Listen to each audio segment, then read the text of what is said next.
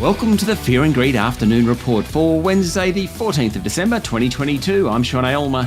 Every afternoon, we've got the 5 stories that happened today that you need to know about. Story number 1, the S&P ASX 200 finished the day up 0.7% to 7,251 points. It was a broad-based rally with all 11 sector indices rising, led by utilities and technology stocks. Driving much of the movement was the upbeat news from Wall Street this morning. More of that in a moment. National Australia Bank, Westpac and ANZ were all lower after rising on Tuesday, but Goodman Group, Woodside Energy, Telstra and Fortescue all jumped more than 1%. South 32 was up 3.7% and Gold Digger Newcrest Mining finished 2.2% higher. Best on the day, though, was St Barbara, which jumped 13% on the back of its merger with fellow gold producer Genesis Minerals. That was announced yesterday. St Barbara started trading again today. Shareholders liked it. Of course, that's the one that's going to be called Hoover House after President Herbert Hoover, who worked in the Western Australian goldfields about 30 years before becoming US President. Great bit of trivia, that. Story number 2. In corporate news, Woolworths will sell 5.5% of liquor and pokey business Endeavour Group, leaving it with 9.1% of the company. The supermarket said the decision to sell down came after the successful transition from ownership to partnership with Endeavour. Endeavour was spun out of Woolworths in mid-2021. Woolies sold the stake for $636 million. Endeavour's share price fell 4.3% today. Also, private equity group Apollo has bought more shares in Challenger. It now holds about a 19% stake.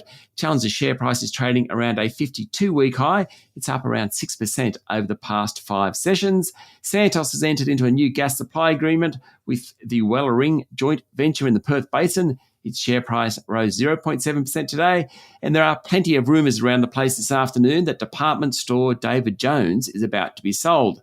Several media outlets are reporting that the 184-year-old upmarket department store will go to Anchorage Capital for $125 million, or perhaps anything up to $150 million, as the retailer's South African owners, Woolworths Holdings, sell out of the business, but they'll probably maintain hold of the property. Story number 3, Medicare said it's received formal notification that class action lawyers Maurice Blackburn have lodged a complaint with the Privacy Commission over its data breach. That breach affected 9.7 million Australians in what was the most invasive data breach ever in the country. So far, 480,000 customers' health claims information have been posted on the dark web.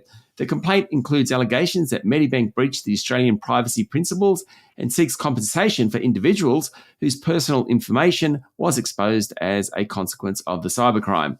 Meanwhile, TPG Telecom has found evidence of unauthorised access to business accounts of 150,000 of its iiNet and Westnet customers.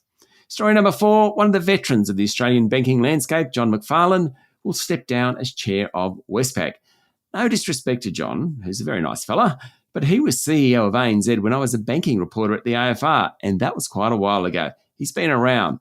The Scot told shareholders today that he'd step down after the bank's AGM in 12 months' time. And finally, story number 5, tonight the US Federal Reserve is expected to announce a lift in interest rates, but the good money is on 50 basis points, not 75. That's after data in the world's biggest economy this morning showed that inflation might be cooling. The headline inflation rate was up 7%, while the underlying rate was 6% higher. Initially, that sent shares higher before profit-taking pushed them lower.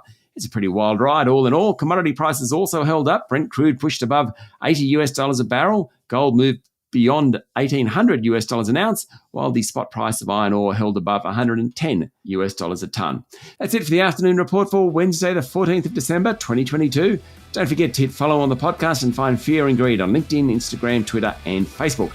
Join Michael Thompson and I tomorrow morning for the Fast 5 by Fear and Greed. The top 5 business stories you need to know in just 5 minutes. I'm Sean Aylmer.